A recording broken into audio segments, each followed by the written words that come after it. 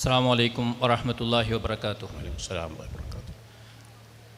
Bukhari knowledge ഫസ്റ്റിൻ്റെ മഹത്തായ ഈ സെഷനിലേക്ക് എല്ലാവരെയും സ്വാഗതം ചെയ്യുകയാണ്. BKF-ൻ്റെ ഈ ഒരു ഡിസ്കഷനിൽ നമുക്ക് അതിഥിയായി വന്നിട്ടുള്ളത് നമുക്കേവർക്കും സുപരിചിതരായ സയ്യിദ് ഇബ്രാഹിമുൽ ഖലീൽ ബുഖാരി തങ്ങളവറുകളാണ്. തങ്ങളെക്കുറിച്ച് പരിചയപ്പെടുത്തേണ്ട ആവശ്യമില്ല. ഇന്ത്യൻ മുസ്ലിമീങ്ങളുടെ ആത്മീയ നേതൃത്വമായും കൊണ്ട് സമൂഹത്തെ മുന്നോട്ട് നയിച്ചുകൊണ്ടിരിക്കുന്നതോടൊപ്പം കാലത്തിൻ്റെ ഗതിവിഗതികൾ മനസ്സിലാക്കിക്കൊണ്ട് വിദ്യാഭ്യാസ രംഗത്തും മറ്റും പ്രസ്ഥാനവും ഇസ്ലാമിക് ഓർഗനൈസേഷൻസും അതുപോലെ വിദ്യാഭ്യാസ സ്ഥാപനങ്ങളുമൊക്കെ അതിൻ്റെ നിലപാടുകളും നയങ്ങളും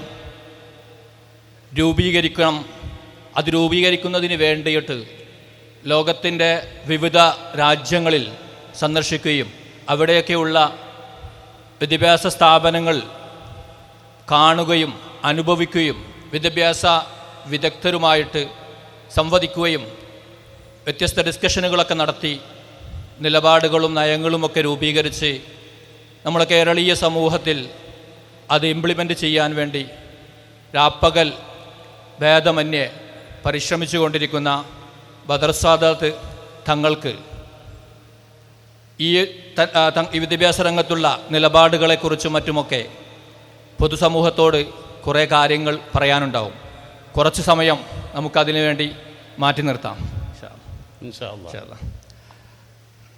നമ്മുടെ ആദ്യമായി തന്നെ ചോദിക്കാനുള്ളൊരു വിഷയം എന്താണെന്ന് വെച്ച് കഴിഞ്ഞാൽ, വിദ്യാഭ്യാസ വിപ്ലവങ്ങളാണല്ലോ ലോകത്തെ മാറ്റിമറിച്ചിട്ടുള്ളത്.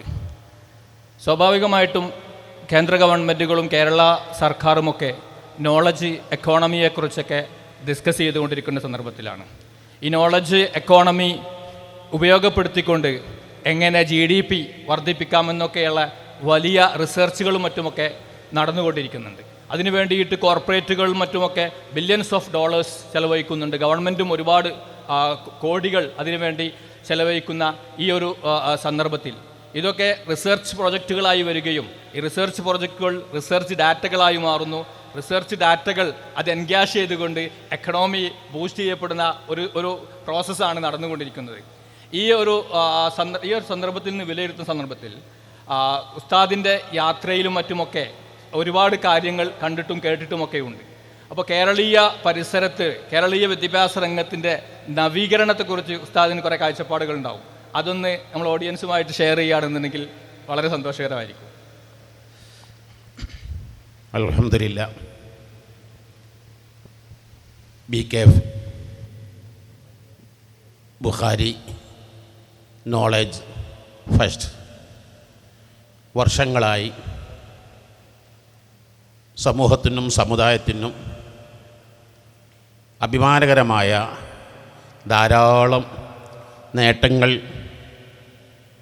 ചെയ്തുകൊണ്ടിരിക്കുന്നു.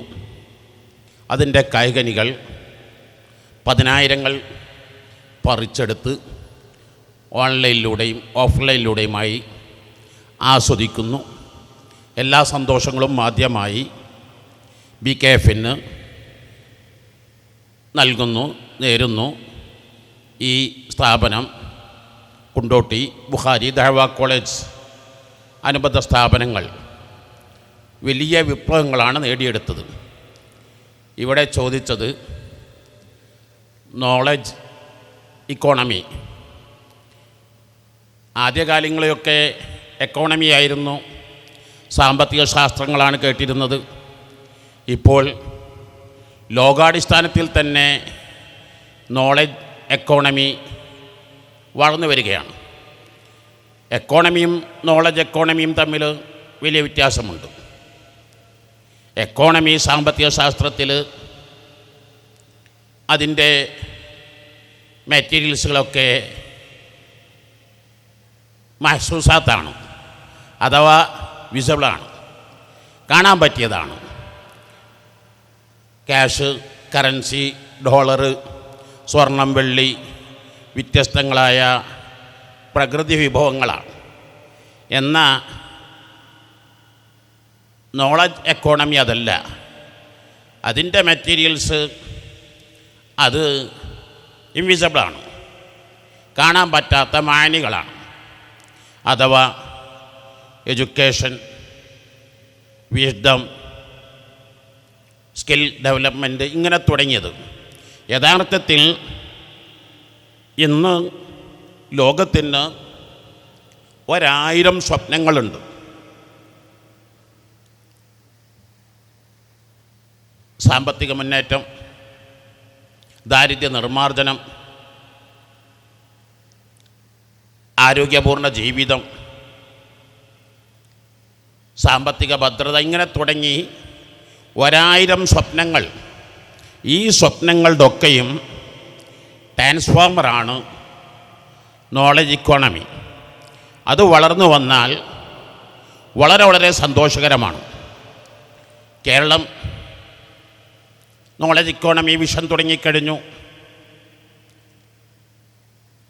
കേന്ദ്ര ഗവൺമെൻറ് നാഷണൽ പോളിസി, എഡ്യൂക്കേഷൻ സിസ്റ്റങ്ങൾ എല്ലാം ഒന്ന് തന്നെയാണ്. പക്ഷേ ഇതൊക്കെ പറയുമ്പം, കേരളത്തെക്കുറിച്ച് പറയുമ്പോൾ കഴിഞ്ഞ കാലങ്ങളെക്കാൾ അല്പമൊക്കെ മെച്ചപ്പെട്ടിട്ടുണ്ട്.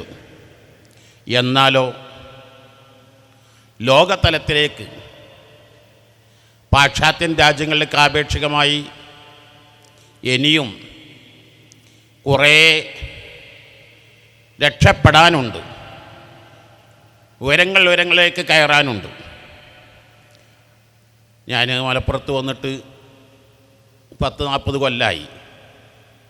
1984 അന്ന് മലപ്പുറത്തിൻ്റെ വിദ്യാഭ്യാസാവസ്ഥ, കേരളത്തിൻ്റെ വിദ്യാഭ്യാസാവസ്ഥ, SLC 100% പരാജയപ്പെടുന്ന ആയിരക്കണക്കിന് സ്കൂൾ കേരളത്തിലുണ്ട്. മലപ്പുറം ജില്ലയിൽ മാത്രം 100% പരാജയമുള്ള 125 ഹൈസ്കൂൾ ഉണ്ടായിരുന്നു. 5% മാത്രം വിജയമുള്ള 115 ഹൈസ്കൂൾ ഉണ്ടായിരുന്നു. ഇതൊരു മലപ്പുറം ജില്ലേൻ്റെ അവസ്ഥയാണ്. പക്ഷെ ഇന്ന് ആ മലപ്പുറം ജില്ല എത്രമാത്രം വളർന്നു. ഇപ്പോൾ കേരളത്തിലെ ഏറ്റവും A+ ഹോൾഡേഴ്സ് മലപ്പുറം ജില്ലകളിലായി മാറിയില്ലേ.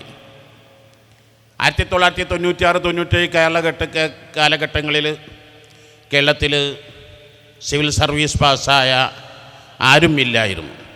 ഇപ്പോൾ IAS-കാരും IPS-കാരും സിവിൽ സർവീസിൻ്റെ വിവിധ മേഖലകൾ വരും. അപ്പം മുൻകാലങ്ങൾ ആപേക്ഷികമായി മാറ്റങ്ങൾ കണ്ടുവരുന്നു എന്നത് സന്തോഷമാണ്. കേരള ഗവൺമെൻറ് ഖാദർ കമ്മീഷൻ റിപ്പോർട്ടുകളനുസരിച്ച് പല പരിഷ്കാരങ്ങളും ഏർപ്പെടുത്തുന്നു.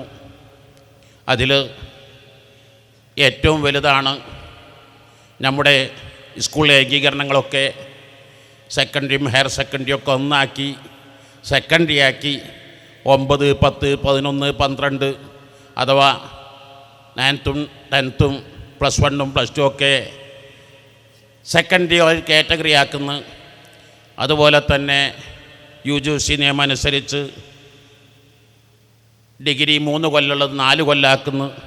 അതിനേക്കാളൊക്കെ സ്കിൽ ഡെവലപ്മെൻറ്റിന് വലിയ പ്രാധാന്യം നൽകുന്നു. നമ്മുടെയൊക്കെ ഇപ്പോഴുള്ള ഇഷ്ടം എക്സാമുകളാണെങ്കിലും റിസൾട്ടുകളാണെങ്കിലും ടീച്ചിങ് മെത്തേഡാണെങ്കിലും എല്ലാം എത്രയോ പരിഷ്കരിക്കേണ്ടതുണ്ട് എന്നാണ് ഈ വിനീതൻ പല വേദികളും പറയാറുള്ളത്. Tell me I can forget, teach me I can remember, involve me I can learn. എനിക്ക് ചൊല്ലിപ്പഠിപ്പിക്കൂ, ഞാൻ മറക്കാം. Teach me I can remember, എന്നെ tell me I can forget, എനിക്ക് പറഞ്ഞു തരൂ, ഞാനത് മറക്കാം.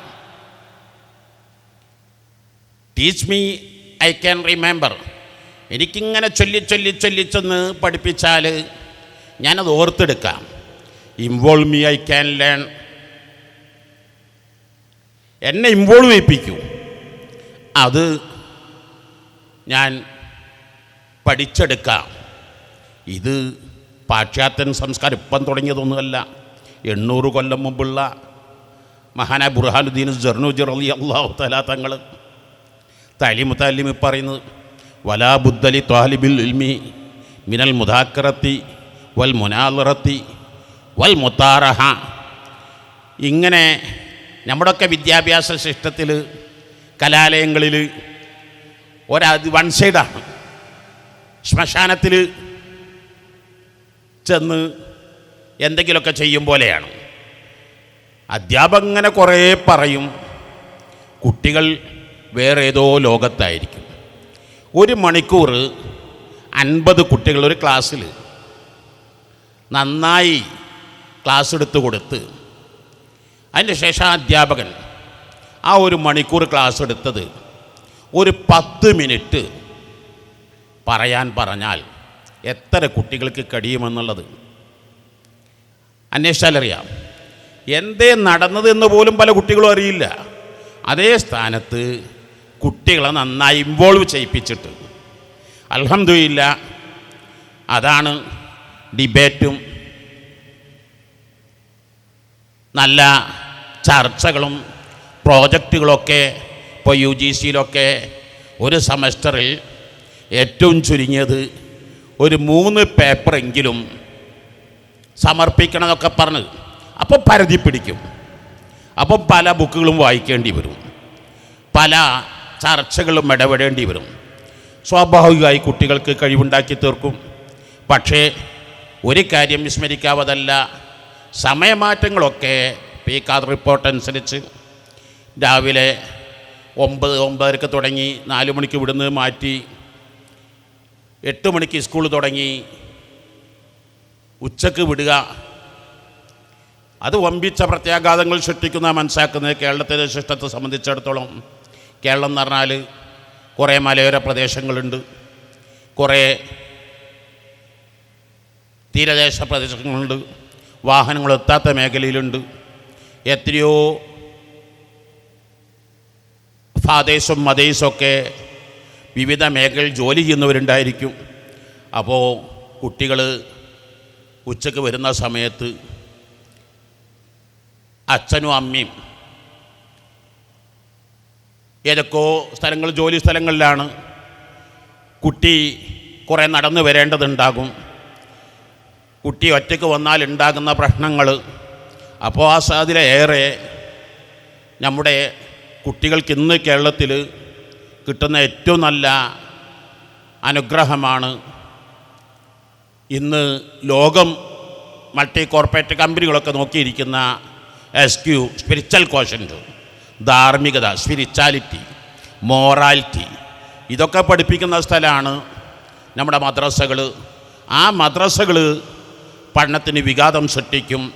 അപ്പോൾ ഇത്യാദി കാര്യങ്ങളൊക്കെ ഒന്ന് ഒഴിവാക്കി ഉപകാരപ്രദമായത് എല്ലാവിധ പിന്തുണയും എല്ലാവിധ സഹകരണങ്ങളും എല്ലാ ഭാഗത്തു നിന്നും ഉണ്ടാകും, തീർച്ചയാണ്. സന്തോഷം. ലോകം അതിവേഗം മാറിക്കൊണ്ടിരിക്കുകയാണ്. മാറ്റത്തിന് തന്നെ മാറ്റങ്ങൾ സംഭവിച്ചു കൊണ്ടിരിക്കുന്ന ഒരവസ്ഥയിലാണ് നമ്മളുള്ളത്.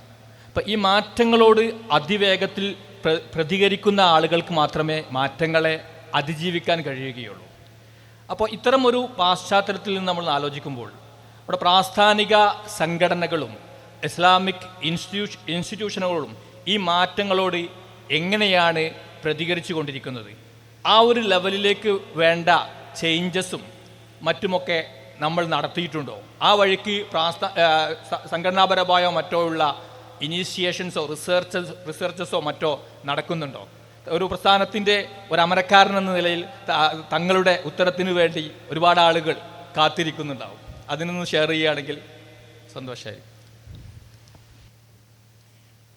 മാറ്റത്തിന് മാറ്റം സംഭവിച്ചു എന്ന് പറഞ്ഞത് വളരെ ശരിയാണ്. എവിടെയോ വായിച്ചത് ഓർക്കുകയാണ്. യൂറോപ്പിൽ ആരോ നല്ലൊരു മൊബൈൽ ഫോൺ വാങ്ങി, ഏറ്റവും പുതിയ ഫോൺ വാങ്ങി ഒരൊറ്റ ഓട്ടോ ഓടുന്ന വീട്ടിലേക്ക്. അപ്പോൾ എന്തേ നീ തെറ്റോ പെരു ഓട്ടോ ഓടുന്നു ഞാനിത് വീട്ടിലെത്തുമ്പോഴേക്ക് ചിലപ്പം പുതിയ മോഡൽ വേറെ ഇറങ്ങിക്കൂടായില്ല. അപ്പം ആ മോഡൽ ഇറങ്ങുന്നതിൻ്റെ മുമ്പ് ഞാനിതെൻ്റെ വീട്ടിലെത്തിക്കട്ടെ എന്ന്. അതാണ് മാറ്റത്തിൻ്റെ മാറ്റം. ഇന്ത്യൻ പഴയ പാർലമെൻറ്റിൽ മതേതരത്തിൻ്റെ രാജ്യമായതുകൊണ്ട് തന്നെ, പാർലമെൻ്റ് ആയതുകൊണ്ട് തന്നെ ഓരോ മതഗ്രന്ഥങ്ങളുടെയും ഓരോ വചനങ്ങൾ എഴുതി വച്ചിട്ടുണ്ട്. അതിൽപ്പെട്ട ഖുർആൻ്റെ ആയത്താണ് ഇന്നല്ലാഹ ലാ യുഗയ്യിറു മാ ബിഖൗമിൻ ഹത്താ യുഗയ്യിറു മാ ബി അൻഫുസിഹിം. നിങ്ങൾ ചേഞ്ച് ആകുമ്പോഴേ മനുഷ്യൻ എക്കാലത്തും ഒരുപോലെ ആകാൻ പാടില്ല. കാലത്തിൻ്റെ ഗതിവിഗതികൾ മനസ്സിലാക്കണം, കാലത്തിൻ്റെ ഡിമാൻഡുകൾ മനസ്സിലാക്കണം, ടൈം ഡിമാൻഡുകൾ മനസ്സിലാക്കണം. അതിനനുസരിച്ച് മാറാൻ കഴിയണം. അത് ഇപ്പോൾ ChatGPT ഏതാനും മാസങ്ങൾക്ക് മുമ്പ് അതൊക്കെ വലിയ വാർത്തയായിരുന്നു. ഞാൻ ഫേസ്ബുക്കിൽ എഴുതിയിട്ട് ഐക്യരാഷ്ട്രസഭ പ്രകൃതി ദുരന്ത വിഭാഗം ഡിപ്പാർട്ട്മെൻ്റ് ഹെഡ് മുരളി തുമ്മാരക്കുടിയൊക്കെ അത് ഷെയർ ചെയ്തിരുന്നു. എന്നാൽ ഇപ്പോൾ ഗൂഗിള് അതിനേക്കാളും വലുത് ബദൽ ജെമിനി, ഇന്നിപ്പം മഴതിൽ എംനെറ്റിൽ കുട്ടികൾ ഇതിലൊക്കെ പേപ്പർ അവതരിപ്പിച്ചെന്ന് കേൾക്കുമ്പോൾ ജെമിനിയൊക്കെ ഞാൻ അത്ഭുതപ്പെട്ടു പോവുകയാണ്. അഥവാ ചെറിയ ചെറിയ കുട്ടികൾ ലോകോത്തര വിവരങ്ങൾ അവർ നേടുന്നുണ്ട് എന്ന വിഷയങ്ങൾ. അതിനനുസരിച്ച് അധ്യാപകന്മാരും ഒക്കെ ഒന്ന് മാറേണ്ടതുണ്ട്. ഇത് പണ്ട് കാലത്തെ ഒരു ശിഷ്ടമുണ്ടല്ലോ നമ്മുടെ നാട്ടിൽ, കുറേ ബൈഹാർട്ടാക്കുക, പിന്നെ ഫിക്സഡ് ടൈം പരീക്ഷയ്ക്ക് നിശ്ചയിക്കുക, എന്നിട്ട് സ്റ്റഡി ലീവ് കൊടുക്കുക, എന്നിട്ട് പുട്ടും കുറ്റി നടക്കും പോലെ കുറേ നടക്കുക, എന്നിട്ട് പരീക്ഷ കഴിഞ്ഞ് പുട്ടും കുറ്റിയാണ് തുറക്കും പോലെ അങ്ങോട്ട് ഒരു ഛർദ്ദിക്കൽ. കഴിഞ്ഞ വർഷം SLC എല്ലാ സബ്ജക്റ്റിലും A+ വാങ്ങിയ ഒരാളോട് ഈ കൊല്ലം ആ പേപ്പർ ഒന്ന് എടുത്ത് കൊടുത്താൽ എത്ര മാർക്ക് അയാൾക്ക് കിട്ടുമെന്ന് ആലോചിച്ച് നോക്കുക. അപ്പോൾ അതെല്ലാം ഈ നോളേജ്, ഇഷ്ടം, എഡ്യൂക്കേഷനും പറഞ്ഞാൽ അത് സ്കിൽ ഡെവലപ്മെൻറ്റുകളായി കാണണം. ആ സ്കിൽ ഡെവലപ്മെൻറ്റുകൾ, മനുഷ്യൻ്റെ കഴിവുകൾ, അത് സ്കിൽ ഗ്യാപ്പ് കണ്ടെത്താൻ കഴിയണം, സ്കിൽ മാപ്പ് മനസ്സിലാക്കാൻ കഴിയണം, സ്കിൽ മെട്രിക്സ്, അതിൻ്റെ മാപ്പിന് അളവുകോല്. അഥവാ ഏതെല്ലാം കുട്ടികൾ ഇന്ന് ലോകത്തിന് ഏതെല്ലാം കഴിവുകൾ വേണം, ആ കുട്ടികൾ എങ്ങനെ അത് വാർത്തെടുത്ത് മാപ്പുണ്ടാക്കി അങ്ങനെ അത് അളന്ന് അങ്ങനെ വരികയാണെങ്കിൽ ഇപ്പോൾ ഈ ആർട്ടിഫിഷ്യൽ ഇൻ്റലിജൻസും റോബർട്ട് അതുപോലെ ഒക്കെ നാട്ടിൽ സർവത്ര വ്യാപകമായ ടൈമിൽ നമ്മൾ മാറാതിരുന്നാൽ പണ്ടത്തെ അംബാസഡർ കാറ് ഇപ്പം മ്യൂസിയത്തിലേ കാണുള്ളൂ. ഔട്ടായ പോലെ പണ്ടത്തെ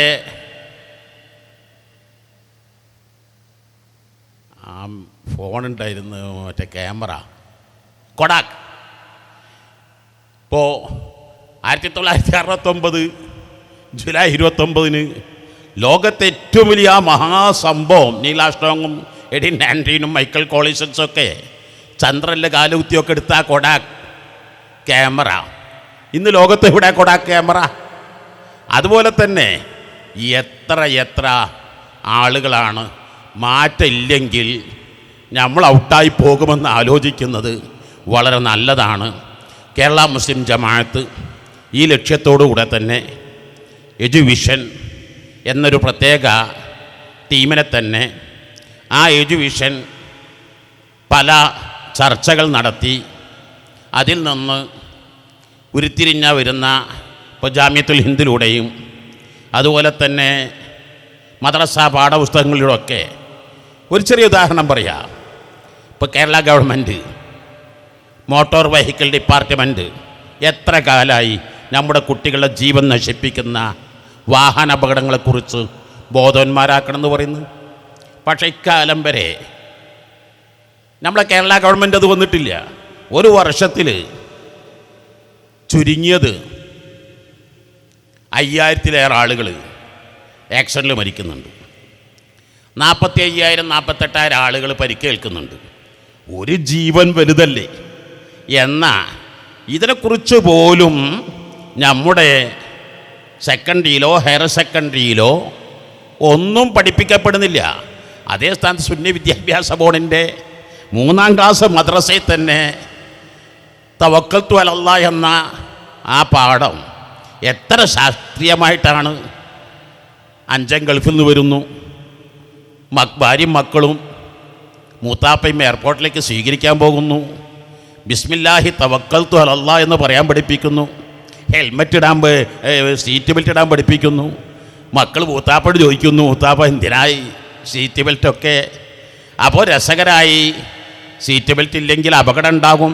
അങ്ങനെ പഠിപ്പിക്കുന്ന ഒരു വിദ്യാഭ്യാസ സിസ്റ്റമാണ് മഹാനായ സുൽത്താനുൽ ഉലമ കാന്തപുരം ഉസ്താദ്, റയീസുൽ ഉലമ സുലൈമാൻ ഉസ്താദ്, മഹാനായ താജുൽ മുഹഖിഖീൻ ശൈഖുന കോട്ടൂർ ഉസ്താദ്, അതുപോലെ തന്നെ ഈ പ്രസ്ഥാനത്തിൻ്റെ സ്ഥാപനത്തിൻ്റെ നായകനായ ജമിയത്തുൽ മുഅല്ലിമീൻ ജനറൽ സെക്രട്ടറിയും ഇവിടുത്തെ പ്രിൻസിപ്പാളുമൊക്കെ ആയ തന്നെ അബൂ ഹനീഫ് അൽ ഫൈലി ഉസ്താദൊക്കെ പഠിപ്പിക്കുന്ന സുന്നി വിദ്യാഭ്യാസ ബോർഡിൻ്റെ പാഠപുസ്തകങ്ങൾ, അതുപോലെ ശുചിത്വത്തെക്കുറിച്ച്, അങ്ങനെ കുടുംബ ബദ്ധതയെക്കുറിച്ച്, അങ്ങനെ കാലത്തിന് ആവശ്യമാകുന്ന എന്തുണ്ടോ അതൊക്കെ നമ്മുടെ സുന്നി വിദ്യാഭ്യാസ ബോർഡ്, അവിടെയും പല പരിഷ്കാരങ്ങളും. പക്ഷേ സാമ്പത്തിക പരിധിയും പരിമിതിയൊക്കെ നമുക്ക് വലിയ പ്രശ്നമാണ്. എന്നിരുന്നാലും ആ പരിമിതികൾക്കിടയിലിരുന്നു കൊണ്ട് തന്നെ പല മാറ്റങ്ങളും പ്രാസ്ഥാനിക രംഗത്ത് ചെയ്തുകൊണ്ടിരിക്കുന്നു. ഇനിയും സമസ്തകളുടെ ജമിയത്തുൽ ഉലമായുടെ 100-ാം വാർഷികത്തോടുകൂടെ പല വലിയ വലിയ പദ്ധതികളും സ്വപ്നമിടുന്നുണ്ട്. തങ്ങൾ ഉസ്താദ് മദ്രസകളെക്കുറിച്ച് പറഞ്ഞു.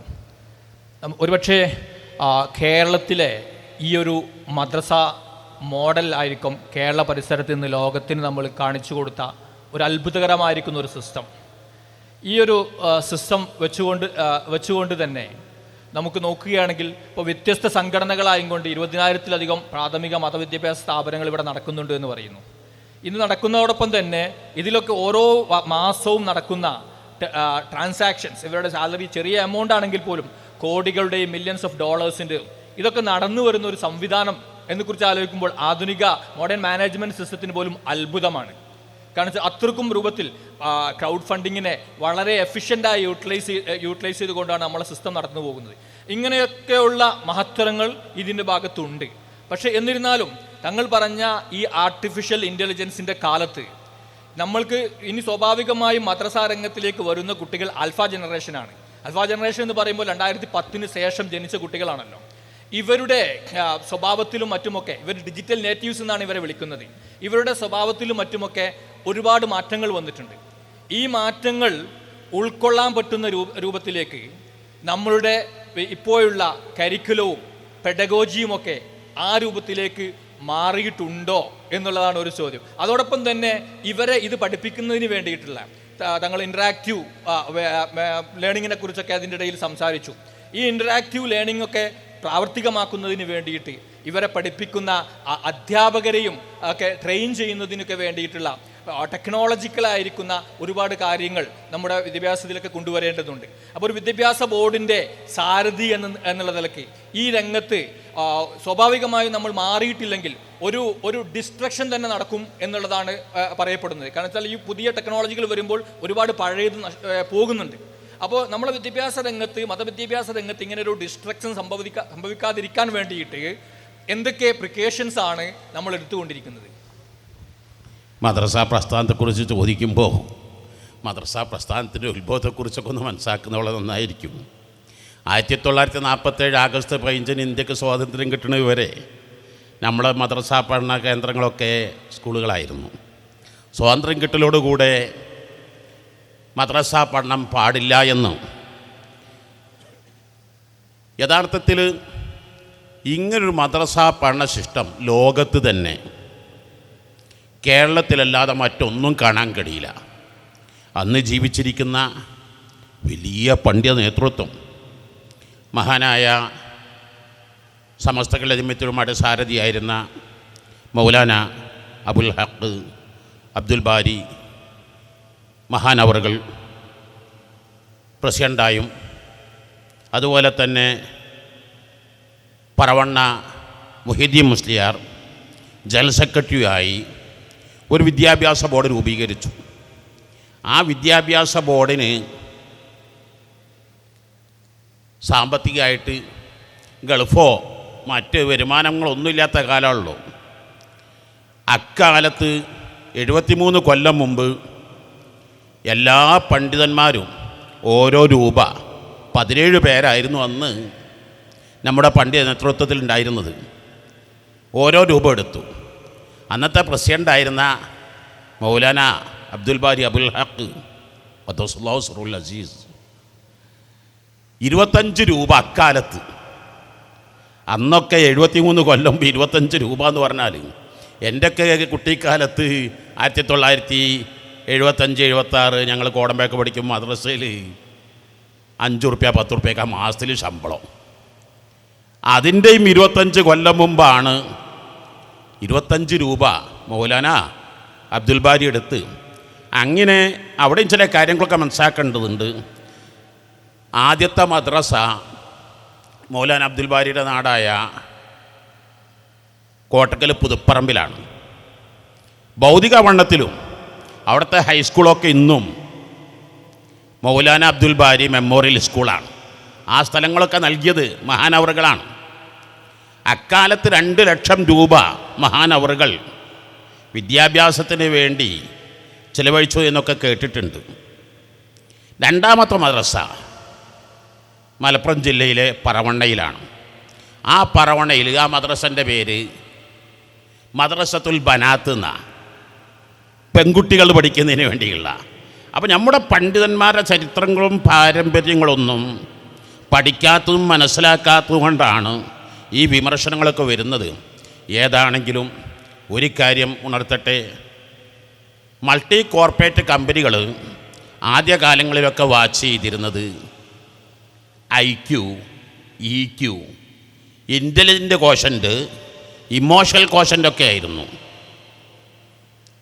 അന്നൊക്കെ എൻ്റെ കുട്ടിക്കാലത്ത് എല്ലാം ആദ്യം തുടങ്ങുമ്പോൾ 1997 ജൂൺ 6-നാണ്. അന്നത്തെ അവസ്ഥ എന്ന് പറഞ്ഞാൽ മദ്രസയിൽ പോകണ്ട, മദ്രസ പോയ SLC 100% വിജയിക്കൂല. +2 അന്ന് PDC എന്നാണ് പറയുക. PDCക്ക് സയൻസ് ഗ്രൂപ്പ് കിട്ടൂല, ഡോക്ടർ ആവില്ല, അഡ്വക്കേറ്റ് ആവില്ല, എഞ്ചിനീയർ ആവില്ല എന്നൊക്കെയാണ്. മഴദിൻ തുടങ്ങിയ സമയത്ത് മലപ്പുറത്തെ ഡോക്ടർമാരും അഡ്വക്കേറ്റുമാരും എഞ്ചിനീയർമാരും ഒക്കെ ഒരു യോഗം ചേർന്ന് മലപ്പുറത്തെ വിദ്യാഭ്യാസപരമായ ശോചനീയാവസ്ഥ പറഞ്ഞല്ലോ, 100% പരാജയമുള്ള 115 ഹൈസ്കൂള് 1984-85 ഉണ്ടെന്നുള്ളത്. അങ്ങനെ അവർ തീരുമാനിച്ചു അവരുടെ നേതൃത്വത്തിൽ നല്ലൊരു ഹൈസ്കൂൾ വരണം. അതിന് 3 ഏക്കർ സ്ഥലം വാങ്ങി. അങ്ങനെ അവരുടെ അന്നത്തെ മാറ്റർ ഇവിടെ ആംഗ്ലോ ഇന്ത്യൻ ടീച്ചേഴ്സ് മാത്രമാണ് പഠിപ്പിക്കുക. ടീച്ചേഴ്സിന് 5000 രൂപയാണ് ശമ്പളം. ടീച്ചേഴ്സിന് ഇൻ്റർവ്യൂ ചെയ്യുക ബാംഗ്ലൂരിൽ നിന്നാണ്. പിന്നെ എഴുതി NB, രാഷ്ട്രീയ പാർട്ടിക്കാരൊക്കെ സമ്മേളനം നടത്തുമ്പോൾ എഴുതാറുണ്ടല്ലോ, സർക്കസ് ഉണ്ടായിരിക്കുന്നതാണ്. അപ്പോൾ സർക്കസ് പ്രേമികൾ രാഷ്ട്രീയമുള്ളവരും ഇല്ലാത്തവരോടെ വന്ന് ആളെ കാണാൻ കഴിയും എന്ന പോലെ ആളെ കിട്ടാൻ വേണ്ടി അവരെഴുതിയ മാറ്ററാണ് NB. മദ്രസ പഠനം ഉണ്ടായിരിക്കുന്നതല്ല. പക്ഷെ ഞങ്ങൾ മഴതിൽ മദ്രസ പഠനം സജീവമായി അങ്ങ് കൊടുത്തു. മറ്റേ സ്കൂൾ 2-3 കൊല്ലം കൊണ്ട് അത് പൂട്ടിപ്പോയിന്ന് മാത്രമല്ല, ഓല് വാങ്ങിയ സ്ഥലം വിറ്റു, ഞങ്ങളത് വാങ്ങിയെന്ന് മാത്രമല്ല, ഇന്നിപ്പോൾ ഞങ്ങൾ ടെക്നോറിയം, ആ ക്യാമ്പസുകളൊക്കെ, ആ പോളിടെക്നിക്ക്, ആ ഫുൾ ഓട്ടോമാറ്റിക് ആയിട്ടുള്ള ലൈബ്രറി ഒക്കെ അവിടെയുള്ളത്. അപ്പോൾ ഞാൻ ഈ പറയുന്നത് ഒന്നുകൂടി ഞാൻ പറയാം. 4 വർഷം മുമ്പ് ലക്ഷദ്വീപ് ചെന്നപ്പോൾ ഐക്യരാഷ്ട്രസഭയുടെ കുറ്റകൃത്യങ്ങളില്ലാത്ത പ്രദേശമെന്ന സർട്ടിഫിക്കറ്റ് ലക്ഷദ്വീപിന് കിട്ടിയിട്ടുണ്ട്. അപ്പോൾ അവിടുത്തെ അഡ്മിനിസ്ട്രേറ്റർ അത് MP-ൻ്റെ കയ്യിൽ കൊടുത്തപ്പോൾ അവിടുത്തെ member of parliament MP Faisal പറഞ്ഞ വാക്ക് ഞാൻ ഓർക്കുകയാണ്. ഇങ്ങനെ ഒരു സർട്ടിഫിക്കറ്റ്, ഐക്യരാഷ്ട്രസഭയുടെ സർട്ടിഫിക്കറ്റ് ഈ ലക്ഷദ്വീപിന് കിട്ടാനുണ്ടായ കാരണം ഇവിടുത്തെ മദ്രസ സിസ്റ്റാണ്. ഇവിടെ ഇക്കാലം വരെ ലക്ഷദ്വീപിൽ ഒരു കൊല നിങ്ങൾ കേട്ടിട്ടുണ്ടോ? മറ്റ് നാടുകൾ നടക്കുന്ന പോലെ കുറ്റകൃത്യങ്ങൾ, അത് അവിടെ ഉള്ളവരൊക്കെ മദ്രസയിൽ പോകുന്നു. അപ്പം മദ്രസ എന്ന് പറഞ്ഞാൽ യഥാർത്ഥത്തിൽ ഒരു എസ്റ്റ്യൂ, സ്പിരിച്വൽ കോഷൻ്റ്, ഒരു വാല്യൂ നൽകുന്ന, ഒരു ധാർമ്മികത നൽകുന്ന, മോറാലിറ്റി നൽകുന്ന, സ്പിരിച്വാലിറ്റി നൽകുന്നതാണ്. അപ്പോൾ അത് ഇപ്പോൾ കേരളത്തിൽ വ്യത്യസ്ത ബോർഡുകളുടേതായി കണക്കുകൂട്ടിയാൽ സുന്നത്ത് ജമാഅത്തിൻ്റേത് തന്നെ ഒരു 25,000-ലേറെ മദ്രസകൾ കേരളത്തിൽ കാണാൻ കഴിയും. പ്രത്യേകിച്ച് സുന്നി വിദ്യാഭ്യാസ ബോർഡ് തുടങ്ങുമ്പോൾ 1989 വിരലെണ്ണാവുന്ന വളരെ കുറഞ്ഞ മദ്രസകൾ. ഇന്നത് അൽഹംദുലില്ലാ 10,000-ലേറെ മദ്രസകൾ സുന്നി വിദ്യാഭ്യാസ ബോർഡിൻ്റേതുണ്ട് എന്ന് ഞാനൊരു കംപ്ലീറ്റ് ഡീറ്റെയിൽസ് കഴിഞ്ഞ ജമിയത്തുൽ മുഅല്ലിമീൻ മീറ്റിങ്ങിൽ ഞാനത് പറഞ്ഞു. അപ്പോൾ ഇന്നിൽ എത്രയെത്രയോ മറ്റ് സ്റ്റേറ്റുകളിൽ നിന്നൊക്കെ ഒട്ടും മുസ്ലിം ഇല്ലാത്ത സ്കൂൾ മാനേജ്മെൻറ്റുകളിൽ നിന്ന് സുന്നി വിദ്യാഭ്യാസ ബോർഡിൻ്റെ ബുക്കുകൾക്ക്, സുന്നി വിദ്യാഭ്യാസ ബുക്ക് പഠിപ്പിക്കാൻ പറ്റാവുന്ന അധ്യാപകന്മാർ ഞങ്ങൾ നല്ല ശമ്പളം കൊടുത്തുകൊള്ളാമെന്ന് പറഞ്ഞുകൊണ്ട് അങ്ങനെ സുന്നി വിദ്യാഭ്യാസ ബോർഡിൻ്റെ സിലബസുകൾക്ക് ഇപ്പോൾ മാർക്കറ്റിൽ വളരെ വളരെ ഡിമാൻഡാണ്. ഇനിയും കുറേ പരിഷ്കരിക്കേണ്ടതുണ്ട്, മാറേണ്ടതുണ്ട് പൂർണ്ണമായി എന്നല്ല പറയുന്നത്. പക്ഷേ ആ ഇതോ 1 രൂപ പോലും ഗവൺമെൻറ് സഹായമില്ല. UAE മദ്രസ കാണാം, ഖത്തർ, ബഹ്റൈനിൽ മുസ്ലിം രാജ്യങ്ങളൊക്കെ കാണാം. അത് സ്ഥലവും ബിൽഡിങ്ങും അതിൻ്റെ അധ്യാപകന്മാരുടെ ശമ്പളവും അതിൻ്റെ എല്ലാം A to Z ഗവൺമെൻറ്റിൻ്റേതാണ്. അതേ സ്ഥാനത്ത് കേരളത്തിൽ ഭൂമിയാവട്ടെ, ബിൽഡിങ്ങുകളാവട്ടെ, അതിൻ്റെ പരീക്ഷാ അതിൻ്റെ A to Z മുഴുവനും നമ്മുടെ ഓരോ നാടുകളിലും ഉമ്മമാർ കാതിലും കഴുത്തിലുമുള്ള ആഭരണങ്ങൾ തൂക്കി വിറ്റ്, കോഴിമുട്ടകൾ ലേലം ചെയ്ത്, ഉപ്പമാരുടെ വിയർപ്പ് തുള്ളികളെ കൊണ്ട് സമ്പാദിച്ചുണ്ടാക്കിയ ഒന്നാണ് ആ കേരളത്തിലെ മദ്രസകൾ. ഇതര രാജ്യങ്ങളേക്ക് ആപേക്ഷികമായി ഇത്തരണത്തിൽ അടുത്ത കാലത്ത് നമ്മോട് ഇവിടെ പറഞ്ഞ സമസ്തകളുടെ ജമിയത്തുൽ ഉലമയുടെ പ്രസിഡൻ്റായിരുന്ന നൂറുൽ ഉലമ MA ഉസ്താദ്, മറക്കാൻ കഴിയില്ല. MA ഉസ്താദൊക്കെ അന്ന് തൃക്കരിപ്പൂരിൽ നിന്ന് പയ്യന്നൂർ റെയിൽവേ സ്റ്റേഷനിലേക്ക് നടക്കണം. പയ്യന്നൂരിൽ നിന്ന് പരപ്പനാട് റെയിൽവേ സ്റ്റേഷനിൽ ഇറങ്ങി അങ്ങനെ പരപ്പനങ്ങാടി നിന്ന് പറവണ്ണ ഉസ്താദിൻ്റെ വീട്ടിലേക്ക്, പാങ്ങിൽ അഹമ്മദ് കുട്ടി മുസ്ലിയാരുടെ വീട്ടിലേക്ക്, മൗലാന അബ്ദുൽ ബാരി ഉസ്താദിൻ്റെ വീട്ടിലേക്ക് നടന്നിട്ട് അവരൊക്കെ ചെയ്ത ത്യാഗങ്ങളും കഷ്ടപ്പാടുകളൊക്കെ നമ്മൾ മനസ്സിലാക്കുമ്പോഴാണ് നമ്മളൊക്കെ എന്താ ചെയ്യുന്നത് എന്നൊക്കെ. ഏതാണെങ്കിലും ഈ രംഗത്ത് വലിയൊരു വിപ്ലവമാണ്, ലോകത്തിന് മാതൃകയാണ് നമ്മുടെ മദ്രസ പാഠപുസ്തകങ്ങളും അതിൻ്റെ ഭൂമികളും അതിൻ്റെ ബിൽഡിങ്ങുകളും അതിൻ്റെ പരീക്ഷാ നടത്തിപ്പുകളും. ഇന്ന് വരെ അതിൻ്റെ പരീക്ഷകളിലൊന്നും ഒരപ്പീല് പോയിട്ടില്ല, ഒരു കേസും ഇതുവരെ ചാർജ് ചെയ്യേണ്ടി വന്നിട്ടില്ല. കുറ്റമറ്റ രൂപത്തിൽ സ്തുത്യർഹമായ സേവനങ്ങളിലൂടെ നമ്മുടെ പണ്ഡിത നേതൃത്വം, ഇന്ന് മഹാനായ സുൽത്താൻ മക്കാന്തപുര ഉസ്താദ്, മഹാനായ റയീസുലമ സുലൈമാൻ ഉസ്താദ്, നമ്മുടെ പണ്ഡിത നേതൃത്വം, ഇതിലൊക്കെ പൂർണ്ണ പിന്തുണ നൽകലാണ് നമ്മുടെയൊക്കെ ബാധ്യത. സന്തോഷം. കേരളത്തിലെ പ്രാഥമിക മദ്രസ സംവിധാനത്തെക്കുറിച്ച് അതിൻ്റെ ഹിസ്റ്ററി മുതൽ വളരെ നല്ല രീതിയിൽ താങ്കൾ അവതരിപ്പിച്ചു. എനിക്ക് അതിനോട് തുടർന്നു വരുന്ന ഒരു ചോദ്യം എന്താണെന്ന് വെച്ച് കഴിഞ്ഞാൽ, ഹയർ എഡ്യൂക്കേഷൻ ഇൻസ്റ്റിറ്റ്യൂഷൻസ് നമ്മളെ ഇസ്ലാമിക രംഗത്ത് നോക്കുകയാണെങ്കിൽ ദാവാ കോളേജുകൾ നമുക്ക് വേണമെങ്കിൽ അങ്ങനെ വിശേഷിപ്പിക്കാൻ പറ്റും. ദവാ കോളേജുകൾ വളരെ പ്രതീക്ഷയോടുകൂടിയാണ് നമ്മൾ തുടങ്ങിയത്. അത് തുടക്കത്തിൽ ആ രൂപത്തിൽ തന്നെ മുന്നോട്ട് പോവുകയും ചെയ്തിട്ടുണ്ടായിരുന്നു. പക്ഷേ ആ തുടക്കത്തിൽ നിന്നുള്ള ലക്ഷ്യത്തിൽ നിന്ന് നമുക്ക് എത്രത്തോളം കാലത്തിൻ്റെ മാറ്റത്തിനനുസരിച്ച് നമുക്കത് പരിഷ്കരിക്കാൻ കഴിഞ്ഞിട്ടുണ്ട് എന്നുള്ളൊരു ചോദ്യം പലപ്പോഴും മനസ്സിലേക്ക് വരാറുണ്ട്. അപ്പോൾ ഇതോടൊപ്പം തന്നെ ഈ ഒരു ഹയർ എഡ്യൂക്കേഷൻ ഇൻസ്റ്റിറ്റ്യൂഷൻ എന്നുള്ളതിലേക്ക് സ്വാഭാവികമായിട്ടും നമ്മളിതിനെ കമ്പയർ ചെയ്യുന്നത് നമ്മുടെ സാങ്കേതിക വശങ്ങളിലൊക്കെ ഉള്ള IIT-കളും IIM-കളൊക്കെ ഒരു വശത്തുണ്ടാകുമ്പോൾ അതിന് നമ്മളൊരു ഉദാഹരണം കാണുന്നു. ഇതുപോലെയുള്ള ഒരു സംവിധാനത്തിലേക്ക് ഒരു ഇസ്ലാമിക ഹയർ എഡ്യൂക്കേഷൻ ഇൻസ്റ്റിറ്റ്യൂഷൻസ് മാറേണ്ടതില്ലേ?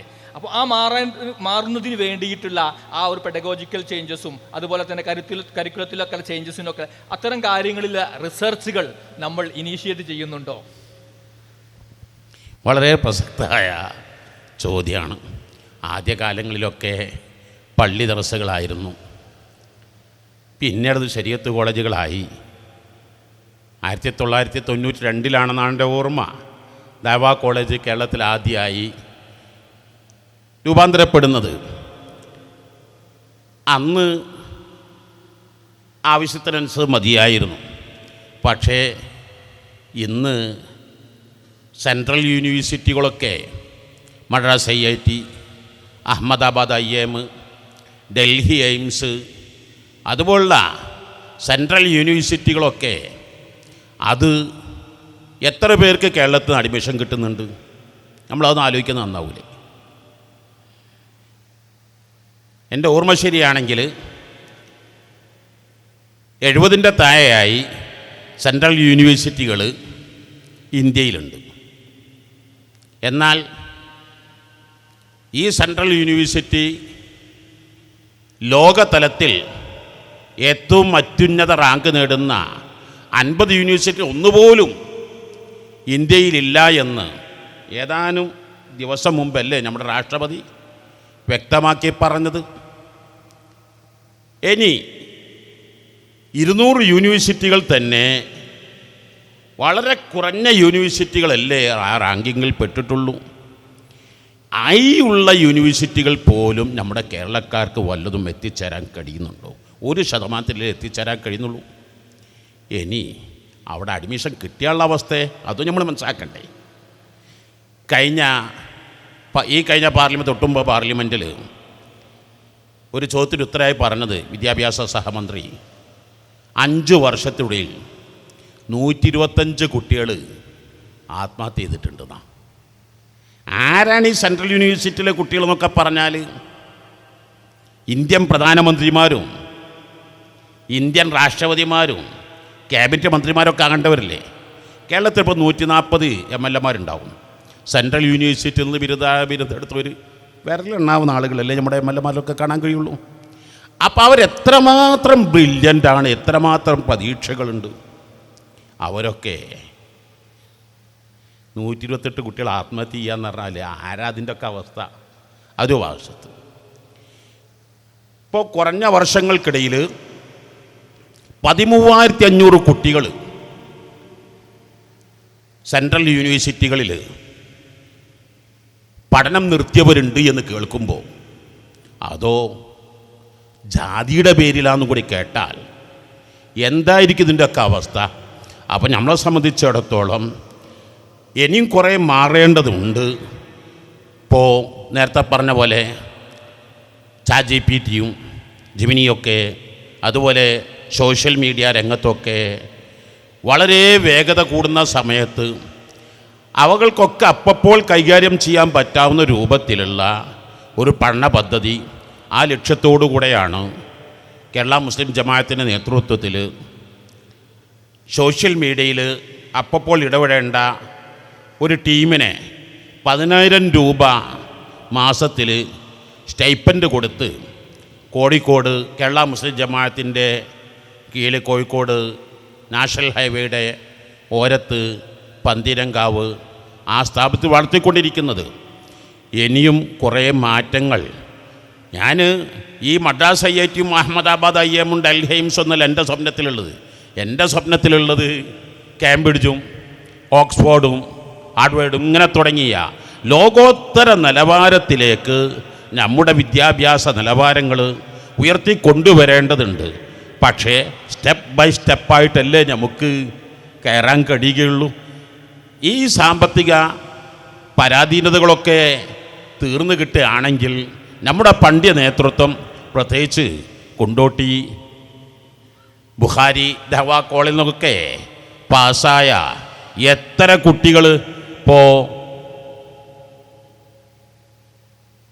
SS ഇന്ത്യയുടെ നാഷണൽ സാരഥിയായ പ്രിയപ്പെട്ട ഫാറൂഖ് നഈമി ബുഖാരി, അതുപോലെ തന്നെ ഷൗക്കത്ത് ബുഖാരി, അതുപോലെ എത്രയെത്ര ആളുകൾ എന്തെല്ലാം വിദ്യാഭ്യാസ രംഗത്ത് മാറ്റങ്ങൾ ഉണ്ടാക്കാൻ കഴിഞ്ഞു. ഇപ്പോൾ സ്പെയിനിലാണെങ്കിലും സ്കോട്ട്ലാൻഡിലാണെങ്കിലും മലേഷ്യയിലാണെങ്കിലും ഈജിപ്തിലാണെങ്കിലും ഒക്കെ RSCയുടെ പ്രസിഡൻറ്റും സെക്രട്ടറിയും ട്രഷറും ഒക്കെ അതിനുകൾ അങ്ങനെ ലോകത്ത് മാറ്റങ്ങൾ ധാരാളം വന്നുകൊണ്ടിരിക്കുന്നുണ്ട്. ഇനിയും കൂട്ടായി ശ്രമിച്ചാൽ നമുക്ക് വലിയ മാറ്റങ്ങൾ, വിപ്ലവങ്ങൾ ഉണ്ടാക്കാൻ കഴിയും. അത് ഇനിയും മാറിയെന്ന് പറയില്ല. ഞാൻ നേരത്തെ പറഞ്ഞ പോലെ തന്നെ കഴിഞ്ഞ കാലങ്ങളെ അപേക്ഷിച്ച് മാറ്റം വന്നിട്ടുണ്ട്. പക്ഷേ കാലം തേടുന്ന ഡിമാൻഡുകൾക്കനുസരിച്ച് ആയിട്ടില്ല എന്ന കുറ്റബോധവുമുണ്ട്. എന്നാലും നമ്മുടെ പണ്ഡിത നേതൃത്വം കർമ്മനിരതരാണെന്ന സമാധാനവുമുണ്ട് എന്ന് പറയുന്നു. തീർച്ചയായിട്ടും തങ്ങൾ വളരെ ചിന്തനീയമായിട്ടുള്ള കുറേ കാര്യങ്ങൾ നമ്മൾ ഷെയർ ചെയ്തു. അതോടൊപ്പം തന്നെ തങ്ങൾ പറഞ്ഞു ലോകത്തിലെ ആദ്യത്തെ 200 സർവകലാശാലകൾ എടുത്തു കഴിഞ്ഞാൽ അതിൽ 2 or 3 സർവകലാശാലകൾ മാത്രമാണ് ഇന്ത്യയിൽ നിന്ന് വരുന്നുള്ളൂ. ആദ്യത്തെ 700 എണ്ണം എടുക്കുകയാണെങ്കിൽ 10 എണ്ണം പോലും തികച്ച് എണ്ണാൻ പറ്റാത്ത രൂപത്തിലുള്ള ഒരു അവസ്ഥയാണ് ഇന്ത്യൻ ഹയർ എഡ്യൂക്കേഷൻ ഇൻസ്റ്റിറ്റ്യൂഷൻസിൻ്റെ അവസ്ഥ എന്ന് തങ്ങൾ സൂചിപ്പിച്ചു കഴിഞ്ഞു. അപ്പോൾ ഇവിടെ ഇതുകൊണ്ട് തന്നെയാണ് നമുക്ക് ഇപ്പോൾ കേരളവും ഇന്ത്യയും ഒക്കെ വളരെ ഭയത്തോടു കൂടി എന്ന് വേണമെങ്കിൽ പറയാം. ഈ കുട്ടികളുടെ നമ്മളെ വിദ്യാർത്ഥികൾ പ്രത്യേകിച്ച് കേരളത്തിലൊക്കെ ആർട്സ് കോളേജിലൊക്കെ പഠിക്കാൻ വിദ്യാർത്ഥികളുടെ എണ്ണം കുറയുന്നു എന്നുള്ള രൂപത്തിലുള്ള ഒരുപാട് വാർത്തകളും മറ്റുമൊക്കെ വന്നുകൊണ്ടിരിക്കുകയാണ്. അപ്പോൾ അതിന് കാരണം പറയുന്നത്, അതിൻ്റെ കാരണം പറയേണ്ട ആവശ്യമില്ല, നേരത്തെ പറഞ്ഞ ഡാറ്റകൾ തന്നെ അതിന് തെളിവുകളാവാം. അപ്പോൾ സ്വാഭാവികമായിട്ടും നമുക്കിവിടെ മസ്തിഷ്കങ്ങൾ നഷ്ടപ്പെട്ടു പോകുന്നുണ്ട്. അതോടൊപ്പം തന്നെ വലിയൊരു ഫണ്ട് എക്കണോമി പുറത്തേക്ക് ഒഴുകുന്നുണ്ട്. അപ്പോൾ ഇത് നമ്മുടെ രാജ്യത്തിൻ്റെ നിലനിൽപ്പിന് തന്നെ ഒരു പക്ഷേ അപകടം സൃഷ്ടിക്കുന്നൊരു സംഗതിയായിരിക്കും. അപ്പോൾ ഒരുപാട് രാജ്യങ്ങൾ തങ്ങളുടെ ഈ ഒരു വിദ്യാഭ്യാസ നയങ്ങൾ രൂപീകരിക്കുന്നതിന് വേണ്ടിയിട്ട് ലോകത്തിൽ ഒരുപാട് രാജ്യങ്ങൾ സന്ദർശിച്ച ഒരു വ്യക്തി എന്ന നിലയ്ക്ക് കേന്ദ്ര ഗവൺമെൻറ്റിനോടും മറ്റുമൊക്കെ തങ്ങൾക്ക് ഒരുപാട് വിഷയങ്ങൾ ഒരു പക്ഷേ ഷെയർ ചെയ്യാനുണ്ടാകും. അത്തരം ഒരു കാഴ്ചപ്പാടിനെ കുറിച്ച് തങ്ങളൊന്ന് മനസ്സ് തുറന്നാൽ വളരെ നന്നായിരിക്കും. അള്ളാഹുവിൻ്റെ തൗഫീഖോടുകൂടെ 19-ലേറെ രാജ്യങ്ങളിൽ പോയിട്ടുണ്ട്. സന്ദർശിക്കുമ്പോഴൊക്കെ അതാത് രാജ്യങ്ങളിലെ യൂണിവേഴ്സിറ്റികളാണ് സന്ദർശിക്കാൻ കൂടുതൽ താല്പര്യം പ്രകടിപ്പിക്കാറുള്ളത്. അവിടെയൊക്കെ യൂണിവേഴ്സിറ്റി എന്ന് പറഞ്ഞാൽ അതിൻ്റെ ഭൂമിയുടെ കണക്കും ബിൽഡിങ്ങിൻ്റെ സ്ട്രക്ചർ വർക്കും മാത്രം നോക്കാറില്ല. മറിച്ച് അവിടുത്തെ അലുമിനീസ് എവിടെ എത്തിയിരിക്കുന്നു, അവിടുത്തെ ഫാക്കൽറ്റീസിൻ്റെ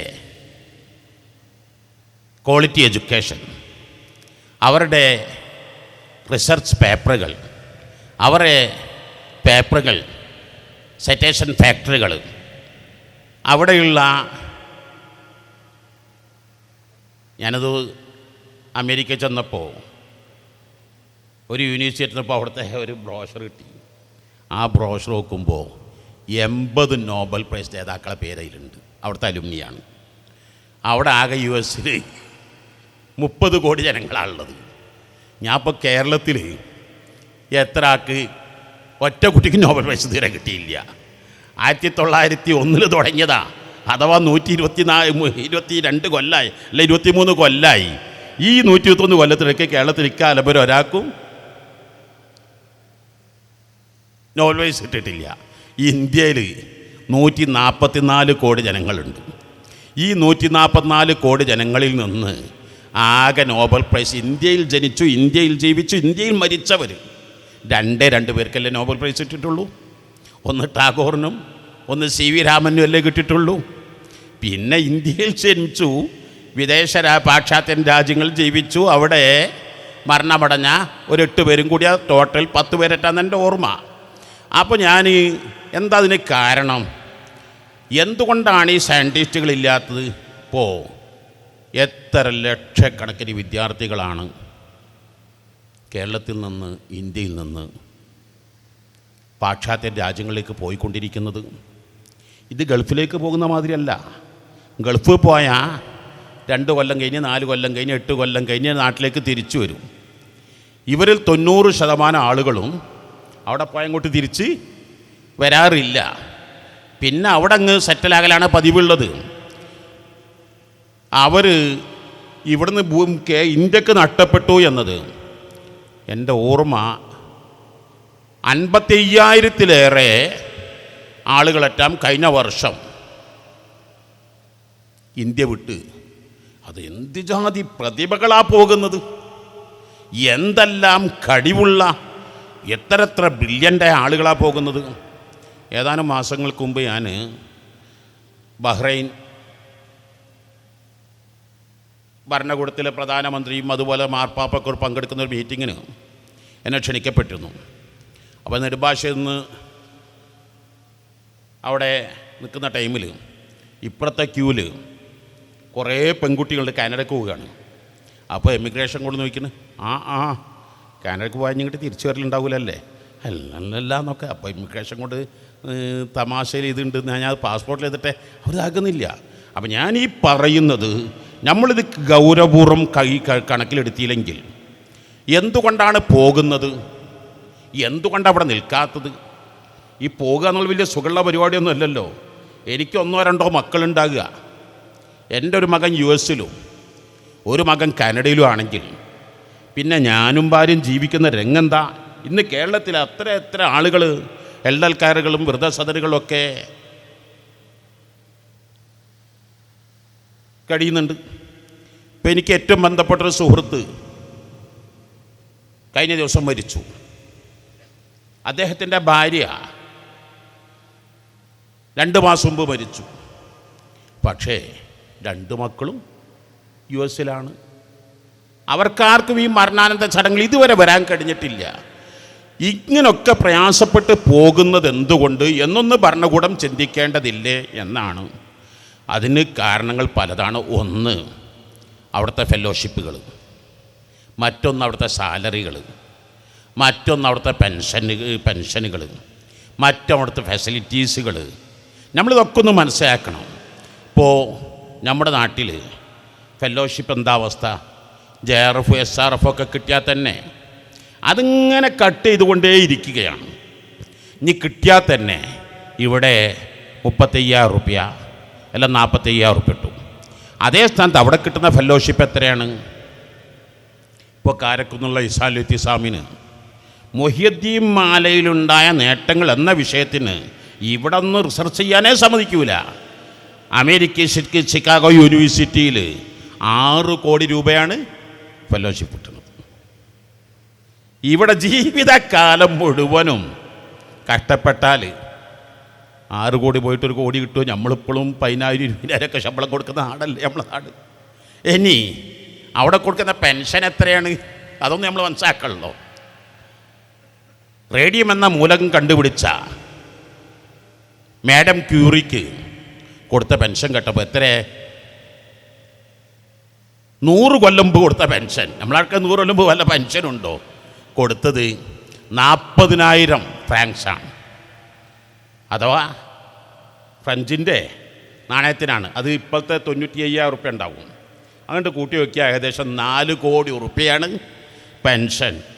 ഇങ്ങനെ high quality education, high salary, high fellowship, high pension സ്വാഭാവികമായിട്ടും പോകൂലേ? ഇനി നമുക്ക് തിരിച്ചു മാർഗം കുട്ടികൾ പോകണ്ടെന്ന് പറയാനല്ല, ഈ സംവിധാനങ്ങളൊക്കെ നാട്ടിൽ ഇനി ഞാൻ നേരത്തെ പറയില്ല, അതിനേക്കാൾ എത്ര വേദനാജനകമാണ്. സെൻട്രൽ യൂണിവേഴ്സിറ്റിയിൽ നിന്ന് 13,500 കുട്ടികൾ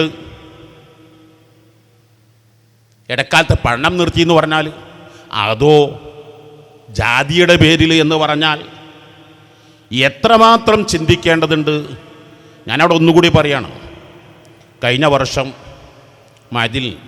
Madras IIT Ahmedabad IIM seat കിട്ടിയ കുട്ടികൾക്ക് മെമൻറ്റോ കൊടുക്കുമ്പോൾ ഞാൻ പറഞ്ഞു അന്ന് ഉടനെയാണ് ഈ 128 കുട്ടികൾ ആത്മഹത്യയുടെ അവിടെ പോയി ശരിക്കും ശ്രദ്ധിക്കണം.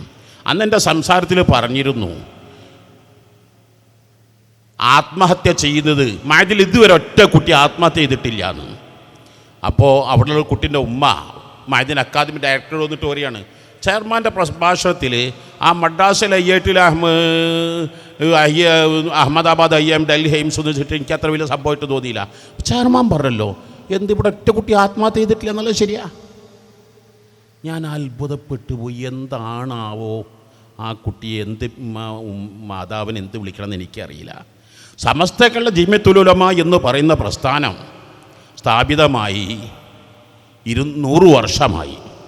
വിദ്യാഭ്യാസ ബോർഡ് സ്ഥാപിതമായി 73 വർഷമായി. 10,000-കണക്കിന് 25,000-ഓളം മദ്രസകൾ വ്യത്യസ്ത ബോർഡുകളുടെ കീഴിലായി കാണാം. എന്നാൽ ലക്ഷക്കണക്കിന് കുട്ടികളിൽ നിന്ന് ആത്മഹത്യത്തിൽ 1% കാണാൻ കഴിയുമോ? അവിടെയൊക്കെയാണ് ഞാൻ നേരത്തെ പറഞ്ഞ് കൂട്ടിച്ചേർത്തുകൊണ്ട് നമ്മൾ കുറേ കാര്യങ്ങൾ മനസ്സിലാക്കേണ്ടത്. നമ്മളൊന്നും മതവിദ്യാലയങ്ങൾ കുണ്ടോട്ടി ബുഖാരി തുടങ്ങിയിട്ട് 32 കൊല്ലമായില്ലേ. ഇവിടുത്തെ ഇംഗ്ലീഷ് മീഡിയം സ്കൂള് എത്ര നിലവാരമുള്ള സ്കൂളാണ്, എത്ര ഉന്നത നിലവാരങ്ങളിലെത്തി. പക്ഷേ ഏതെങ്കിലും ഒരു കുട്ടി എന്തെങ്കിലും ഒരു അധാർമികത അല്ല ആത്മഹത്യ ഇങ്ങനത്തെ ഒരു കുറ്റം പറയുമ്പോൾ വേദന ഉണ്ട് പറയാൻ. കേരളത്തിൽ കഴിഞ്ഞ 2019 ജനുവരി 1 തൊട്ടിട്ട് 2023 ആഗസ്റ്റ് 30 വരെ 69 പോലീസുകാർ ആത്മഹത്യ ചെയ്തു.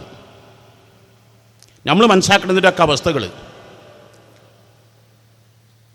800ഓളം പോലീസുകാർ ഇപ്പോൾ ജോലിയിൽ നിന്ന് റിസൈൻ ചെയ്യാൻ വേണ്ടി.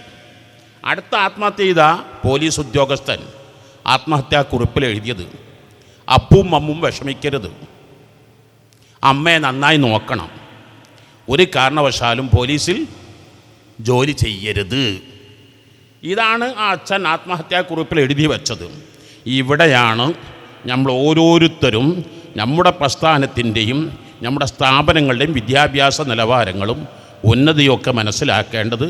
പക്ഷേ ഏതായിരുന്നാലും നമ്മുടെ സാമ്പത്തിക ഇപ്പം ഈ സാലറിയും അതുപോലെ ഈ പെൻഷനും അതുപോലെ തന്നെ ഈ ഫെലോഷിപ്പൊക്കെ നമ്മുടെ മനസ്സുകളിലുണ്ടാവട്ടെ.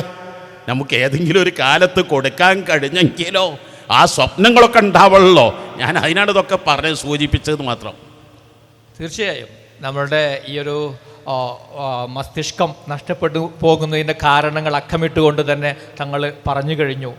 റിസർച്ചിൻ്റെയും ഇന്നൊവേഷൻ്റെയും അത് നടത്തുന്ന കുട്ടികൾക്ക് കിട്ടുന്ന പേയ്മെൻറ്റിനെക്കുറിച്ചൊക്കെ തങ്ങൾ വളരെ വിശദമായിട്ട് തന്നെ പറഞ്ഞു. അപ്പോൾ ഈ ഒരു പരിസരത്ത് നിന്ന് ആലോചിക്കും പലപ്പോഴും എനിക്ക് തോന്നിയ ഒരു ധാരണ എന്താണെന്ന് വെച്ച് കഴിഞ്ഞാൽ, അത് ചിലപ്പോൾ ധാരണയാകാം, അത് ശരിയാകാം.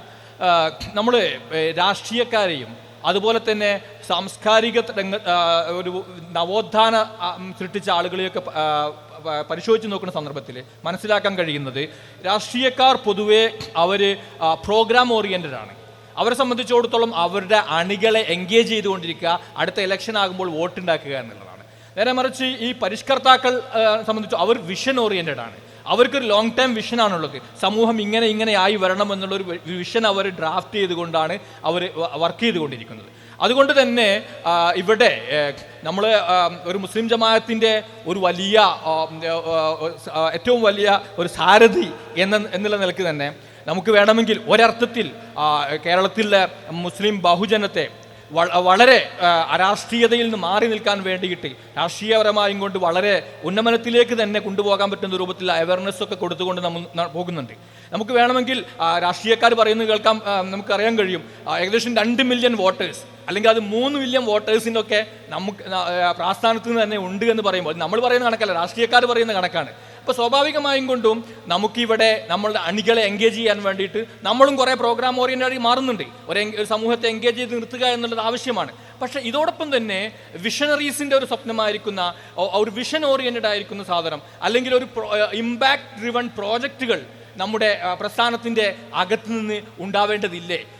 ഈ ഒരു പ്രത്യേക സന്ദർഭത്തിൽ സമസ്തയും മറ്റുമൊക്കെ 100ാം വാർഷികം ആഘോഷിക്കുന്ന സന്ദർഭത്തിൽ നമുക്ക് എന്തുകൊണ്ട് ഇത്തരം ഇമ്പാക്ട് ഡ്രിവൺ പ്രോജക്റ്റുകൾ, സോഷ്യൽ ഇമ്പാക്ട് ക്രിയേറ്റ് ചെയ്യുന്ന പ്രോജക്റ്റുകളിലേക്കും അതുപോലെ തന്നെ വിഷൻ ഓറിയൻറ്റഡ് ആയിട്ടുള്ള കാര്യങ്ങളിലേക്കും കൂടുതൽ ശ്രദ്ധ നമുക്ക് ചെലുത്താൻ പറ്റില്ലേ? അതിനു വേണ്ടിയിട്ടുള്ള മുന്നൊരുക്കങ്ങളും മറ്റുമൊക്കെ തുടങ്ങിയിട്ടുണ്ടോ? സത്യത്തിൽ പറഞ്ഞാൽ വളരെ ചിന്തിക്കേണ്ടതും ഗൗരവമായി കാണേണ്ടതുമായ വിഷയങ്ങളാണ് ഇതൊക്കെ എന്ന് പറഞ്ഞാൽ. കേരള മുസ്ലിം ജമാഅത്തിന് രാഷ്ട്രീയമില്ല എന്ന് പറഞ്ഞാൽ അത് സമ്മതിക്കൂല. രാഷ്ട്രീയമുണ്ട്. പക്ഷേ രാഷ്ട്രീയം എന്ന് പറഞ്ഞാൽ ഞങ്ങളുടെ രാഷ്ട്ര നിർമ്മാണ പ്രവർത്തനങ്ങളാണ് ഞങ്ങളുടെ രാഷ്ട്രീയം. പക്ഷേ ഞങ്ങൾക്ക് കക്ഷി രാഷ്ട്രീയം ഞങ്ങൾക്കില്ല. ഈ കക്ഷി രാഷ്ട്രീയക്കാരുടെ സ്വഭാവമാണ് ഓരോ വർക്ക് ഓറിയൻറ്റഡായിട്ട് ഓലെ പാർട്ടി ചുമരെഴുതാനും ഓലെ കൊടി പിടിക്കാനും ഓലെ സമരം ചെയ്യാനും അങ്ങനെ കുറേ ആളുകളെ. അതേ സ്ഥാനത്ത് കേരള മുസ്ലിം ജമാഅത്ത് എന്ന് പറഞ്ഞാൽ ഇന്ന് വരെ ഒരു തെരഞ്ഞെടുപ്പിലും ചുമരെഴുതാനും കലാശക്കൊട്ടിനും അങ്ങനെ കോലാഹലങ്ങൾക്കും ബഹളങ്ങൾക്കൊന്നും പോകൂല.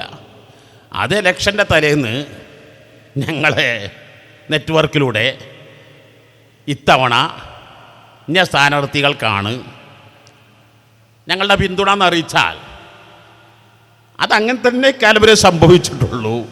ഞങ്ങൾ ആർക്കാണോ പിന്തുണ കൊടുക്കുന്നത് അവർ തന്നെയാണ് യഥാർത്ഥത്തിൽ വിജയിക്കാറുള്ളതും. പക്ഷേ ഇവിടെ കക്ഷി രാഷ്ട്രീയങ്ങളെപ്പോലെയല്ല കേരള മുസ്ലിം ജമാഅത്ത്.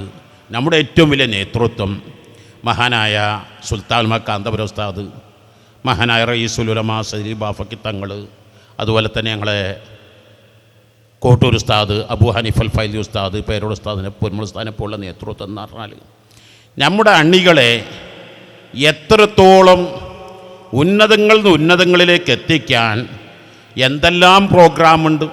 അപ്പം അതിൻ്റെ ഭാഗമായിട്ടല്ലേ ഇപ്പോൾ സത്യത്തിൽ ഈ BKF 80 സെഷനുകളിലായിട്ടാണ് ഉന്നതങ്ങളിൽ വലിയ പ്രസക്തരും ഉന്നതരുമായ ആളുകളെ കൊണ്ടുവന്ന് ഏകദേശം ഞാൻ മനസ്സിലാക്കുന്ന 80 പ്രോഗ്രാം എന്ന് പറഞ്ഞാൽ ഒരു 250 ആളുകൾ വലിയ വലിയ പ്രതിഭകളെ കൊണ്ടുവന്ന് അവരുടെ എഡ്യൂക്കേഷൻ, അവരുടെ എക്സ്പീരിയൻസ്, അവരുടെ അഭിപ്രായങ്ങൾ ഇതൊക്കെ ചർച്ച ചെയ്ത് അങ്ങനെ ഓരോ സ്ഥാപനങ്ങളും ഇൻഷാ അല്ലാഹ് സമസ്ത കേരള ജമിഅത്തുൽ ഉലമ 100ാം വാർഷികം നടക്കുക എന്ന് പറഞ്ഞാൽ ഒരാൾക്കൂട്ടമല്ല.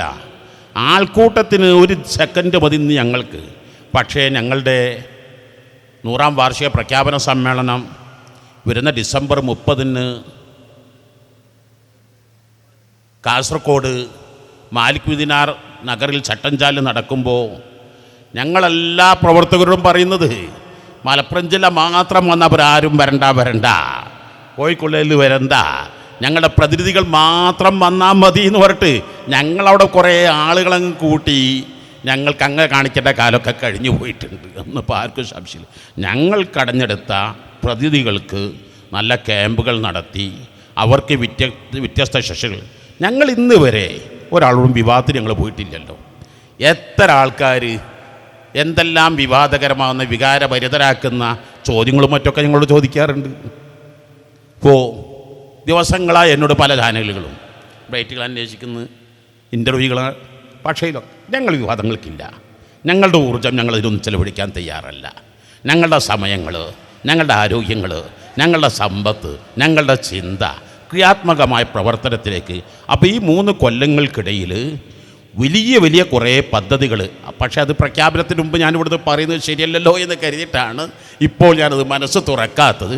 ഇൻഷാ അല്ലാഹ് വരുന്ന വ്യാഴാഴ്ച സമസ്ത കേരള ജമിഅത്തുൽ ഉലമയുടെ 100ാം വാർഷിക പ്രഖ്യാപനത്തോടുകൂടെ ഇൻഷാ അല്ലാഹ് 2 വർഷത്തോളമായി അബൂ ഹനീഫൽ ഫൈലി ഉസ്താദ് പോലുള്ളവരൊക്കെ പ്രാസ്ഥാനിക നേതൃത്വം ധാരാളം മീറ്റിങ്ങുകൾ ചേർന്ന് അതിനെ കുറേ പദ്ധതികൾ ആവിഷ്കരിച്ച് എന്നിട്ടാണ് ഈ പ്രഖ്യാപനത്തിൻ്റെ ഡേറ്റ് തന്നെ പ്രഖ്യാപിച്ചതെന്ന് ആലോചിക്കുമ്പോൾ നമ്മൾ മനസ്സിലാക്കാമല്ലോ. അപ്പോൾ ഇൻഷാ അല്ലാഹ് ആ പ്രഖ്യാപന ശേഷം ഞാൻ പദ്ധതികളൊക്കെ അങ്ങനെയാണ് ഞങ്ങളൊക്കെ ശിഷ്ടങ്ങൾ. ഇൻഷാ അല്ലാഹ് കേരളീയ മുസ്ലിം പരിസരത്ത് നിന്നുകൊണ്ട് ലോക മുസ്ലിമീങ്ങളെ അഭിസംബോധനം ചെയ്യാൻ വേണ്ടിയിട്ടുള്ള തസ്നീഫാത്തുകളും മറ്റു ആവിഷ്കാരങ്ങളൊക്കെ ഉണ്ടാകേണ്ടത്, അത്തരം പ്രോഡക്റ്റുകളൊക്കെ ഉണ്ടാകേണ്ടതില്ലേ? ആ വഴിക്ക് എന്തെങ്കിലും തങ്ങൾക്ക് ഷെയർ ചെയ്യാനുണ്ടോ? ഞങ്ങൾ ആ മേഖലയ്ക്കൊക്കെ ഇറങ്ങി നോക്കിയാൽ 500 വർഷം മുമ്പ് മഹാനായ സൈനുദ്ദീൻ മഖ്ദൂം റളിയല്ലാഹു തആല തങ്ങൾ രചിച്ച ഫതുഹുൽ മുഈൻ ഇന്നും ലോകതലത്തിൽ ഈജിപ്തിലും ഇന്തോനേഷ്യയിലും മലേഷ്യയിലും ഷാഫി മദ്ഹബ് എവിടെല്ലാം ഉണ്ടോ അവിടെ ഒക്കെയും പഠിപ്പിക്കപ്പെടുന്നുണ്ട് എന്ന വസ്തുത. അതുപോലെ തന്നെ മഹാനായ സൈനുദ്ദീൻ മഖ്ദൂം റളിയല്ലാഹു അൻഹു അവ്വൽ രചിച്ച കിതാബുൽ അദ്കിയ, അങ്ങനെ എത്രയെത്ര കിതാബുകൾ ഇപ്പോഴും കോടമ്പുഴ ബാവസ്ഥാദ് എഴുതിക്കൊണ്ടിരിക്കുന്ന എത്ര ഗ്രന്ഥങ്ങൾ വിദേശ യമനിലും ഈജിപ്തിലും ബൈറൂത്തിലുമൊക്കെ ഇപ്പോൾ മഅദിലെ ഉസ്താദാകുന്ന ഇവിടെ ഇന്നലെ ഞാനിട്ട് വന്ന പറപ്പൂർ അഹ്സനി എഴുതിയ കിതാബുകൾ പല ഭാഗങ്ങളിലും ഇന്തോനേഷ്യയിൽ പ്രസിദ്ധീകരിച്ചിട്ടുണ്ട്, ബൈറൂത്തിൽ പ്രസിദ്ധീകരിച്ചിട്ടുണ്ട്, അതുപോലെ തന്നെ ഈജിപ്തിൽ പ്രസിദ്ധീകരിച്ച് മഅദിലെ വിദ്യാർത്ഥികൾ എഴുതിയ കിതാബുകൾ വരെ ഈജിപ്തിൽ നിന്ന് പ്രകാശനം നടന്നിട്ടുണ്ട്. $700 അവിടുന്ന് റോയൽറ്റി ആയിട്ട് കൊടുത്തിട്ടുണ്ട്. അപ്പോൾ ഈ വിനീത് എഴുതിയ കുറേ കിതാബുകൾ. അപ്പോൾ നമ്മൾ പക്ഷേ ഇതുകൊണ്ടൊന്നും മതിയായിട്ടില്ല. 700 കൊല്ലം മുമ്പ് മഹാനായ ഇമാം നവവി റഹിമഹുല്ലാഹു തആല തങ്ങൾ ജീവിതകാലം മുഴുവൻ കണക്കൂട്ടിയ ഓരോ ദിവസവും കുറേ പേജുകൾ എഴുതിയിരുന്നു എന്നൊക്കെ കേൾക്കുമ്പോൾ മഹാനായ ഹുജ്ജത്തുൽ ഇസ്ലാം അബൂ ഹാമിദുൽ ഗസാലി റളിയല്ലാഹു തങ്ങൾ, മഹാനായ ഇമാം തിബിരി തങ്ങളുടേത്, അതുപോലെ തന്നെ എത്ര ആ കിതാബുകൾ മഹാനായ ഇമാം നവവി റഹിമഹുല്ലാഹു തആല തങ്ങളുടേത്, അങ്ങനെ എത്ര കിതാബുകളാണ് ഇന്നും. ആ നിലവാരങ്ങളിലേക്കൊക്കെ ചിന്തിച്ച് നോക്കുമ്പോൾ വളരെ പിന്നിലാണ്. എന്നിരുന്നാലും മാറ്റങ്ങളൊക്കെ കണ്ടുവരുന്നുണ്ട്. നമ്മുടെ സമസ്തക്കളുടെ ജമിയത്തുലമായുടെ സമുന്ന നേതാവിൽപ്പെട്ട മഹാനായിരുന്നു ഒതുക്കങ്ങളിൽ യാസുന്ന അറബി കോളേജിൽ ഉസ്താദായിരുന്ന വൈലത്തൂർ ബാവസ്ഥാദ്. അവർ ജമ്മുൽ ജവാമീൻ എഴുതിയ ഒരു വ്യാഖ്യാനം ഇന്ന് ഈജിപ്തിലെ പ്രസിഡന്റിൻ്റെ ഉപദേഷ്ടാവായ ഡോക്ടർ ഉസാമ അസ്ഹരി കഴിഞ്ഞ റബീഉൽ അവ്വലിൽ കേരളത്തിൽ വന്നപ്പോൾ ആ കിതാബിനെക്കുറിച്ചൊക്കെ പ്രശംസിച്ച് എഴുതിയ പറഞ്ഞ വാക്കുകൾ മഅദിലൊരു കുട്ടി ചോദിച്ചു. മഅദിൽ വന്നപ്പോൾ അദ്ദേഹം ബാവസ്ഥാദിനെക്കുറിച്ചും ബാവസ്ഥാദിൻ്റെ കിതാബ് ജമ്മുൽ ജവാമിൻ്റെ വ്യാഖ്യാനത്തൊക്കെ കുറിച്ച് അപ്പോൾ അദ്ദേഹത്തിന് നഷ്ടപ്പെട്ടതും അത് കിട്ടാൻ വേണ്ടിപ്പെട്ട 1 മണിക്കൂറോളം അദ്ദേഹം അതിനെക്കുറിച്ച് വാചാലനായിട്ടുണ്ട്. അപ്പോൾ കേരളത്തിലെ ഇനിയും ധാരാളം പണ്ഡിതന്മാർ, പ്രത്യേകിച്ച് ഞാൻ ഒന്നുകൂടി ഇൻഷായിൽ നമ്മൾ വലിയ പ്രാമുഖ്യം കൊടുക്കണം. ഞാൻ ലണ്ടനിൽ ചെന്നപ്പോൾ കേംബ്രിഡ്ജ് യൂണിവേഴ്സിറ്റിയിൽ പോയത് അവിടെ ഇസ്ലാം മാനുസ്ക്രിപ്റ്റ് അസോസിയേഷൻ്റെ ഒരു പ്രോഗ്രാമിനാണ്. ഞാൻ പോകുമ്പം ധരിച്ചിരുന്നത് എല്ലാവരും എന്നെ പോലത്തെ താടിയും തലപ്പാവൊക്കെ വെച്ച മുസ്ലിം പണ്ഡിതന്മാരായിരിക്കുന്ന. ഞാൻ അവിടെ ചെന്ന് ഞാനങ്ങ് ലജ്ജിച്ചു പോയി, നാണിച്ചു പോയി. കാരണം അതിൽ ഒരൊറ്റ മുസ്ലിം പേരുണ്ട്. ഈ മുസ്ലിം വേഷം, ഈ ബിരുദം മാത്രമേ ഉള്ളൂ. ഇനി മുസ്ലിം പേരുകളും കണ്ടില്ല. അവരുടെയൊക്കെ അറബി കണ്ട് ഞാൻ അത്ഭുതപ്പെട്ടു പോയി. അവിടെ അറബിക് റേഡിയോ, അറബിക് പത്രം, ഇതൊക്കെ ലണ്ടനിൽ നിന്നാണ് കാണുന്നത്. ഇത് കണ്ടു വന്ന് ഞാൻ നേരെ മഅദിൽ വന്നിട്ട് ഞാൻ പറഞ്ഞു, എന്തൊരു നാണക്കേടാണ് ഈ നാണക്കേട്. കേരളക്കരയിൽ ഇത്ര സ്വാധീനം ഉണ്ടെന്നൊക്കെ പറഞ്ഞാൽ ഞാൻ കുറ്റപ്പെടുത്തല്ല. പക്ഷേ ഒരു അറബിക് റേഡിയോ അല്ലെങ്കിൽ ഒരു അറബിക് പത്രം, ദിനപത്രം, ഇതൊക്കെ കണ്ടപ്പോൾ ആ ഇസ്ലാമിക് മാനുസ്ക്രിപ്റ്റ് അസോസിയേഷനിൽ അന്യമതസ്ഥരുടെ അറബി എന്നാൽ എന്തുകൊണ്ട് അറബിക്ക് തുടങ്ങിക്കൂടാ എന്ന് പറഞ്ഞു. അൽഹംദുലില്ലാ, അള്ളാഹുവിൻ്റെ തൗഫീഖോടുകൂടെ അബ്ദുൽ സമദ് തക്കാഫി എൻ്റെ അടുത്ത് നിന്ന് പഠിച്ചാണ്. ഞാൻ ഇങ്ങോട്ട് പോന്നപ്പോൾ ഞാൻ ലണ്ടനിൽ നിന്ന് വന്ന് നേരെ മഅദിലാണ് വന്നപ്പോൾ എൻ്റെ വാട്സപ്പിൽ അയച്ചിക്കണ്, ഉസ്താദിനെ അന മുഖദ്ദീം ഉസ്താദിനെ ഏൽപ്പിക്കാൻ ഞാൻ ആ കാര്യം ചെയ്തോളാം. ഏൽപ്പിച്ചപ്പോൾ അറബിക്ക് വില്ലേജ്. അപ്പോൾ ആ കുട്ടികളൊക്കെ എവിടെ എത്തി? അലിഗഡ് യൂണിവേഴ്സിറ്റിയിൽ ക്ലാസ് എടുക്കുന്നത് സുബൈർ മഅദിൽ ദഅവ ചേരുമ്പോൾ അറബിയിൽ പാസ് മാർക്ക് മാത്രമാണ് SLCയിൽ ഉണ്ടായത്. ഇപ്പോൾ അറബിയിൽ ഡോക്ടറേറ്റ് എടുത്ത്, ജർമ്മനിൽ ഡോക്ടറേറ്റ് എടുത്ത്, പാലായി ഹിദായയിൽ അവിടെ ദൈലാവി ജമ്മുൽ ജവാമിയ ഓതി കൊടുത്ത് പാലികളിൽ പ്രൊഫസറാണ്. അതുപോലെ തന്നെ ഇഫ്ലു യൂണിവേഴ്സിറ്റിയിൽ അസിസ്റ്റൻ്റ് പ്രൊഫസറായിട്ട്. അപ്പോൾ ഞാനീ പറയുന്നത് നമ്മളൊക്കെ ഇനിയും കുട്ടികൾക്ക് വിശാലമായ കാഴ്ചപ്പാടുകൾ. ഞാനൊന്നും അവസാനമായി പറയട്ടെ. ഇപ്പം നമ്മുടെയൊക്കെ നാട്ടിലെ ഹൈന്ദവ സഹോദരങ്ങൾ അവർ മദ്രസ കണ്ടിട്ടുണ്ടാവില്ല, സ്കൂളിൽ അറബി വിഷയം എടുത്തിട്ടുണ്ടാവില്ല, ഉറൂഫുൽ മാനി, ഉറൂഫുൽ മബാനി, ഉറൂഫുൽ ഷംസ്, ഉറൂഫ് ഒന്നും അറിയില്ല.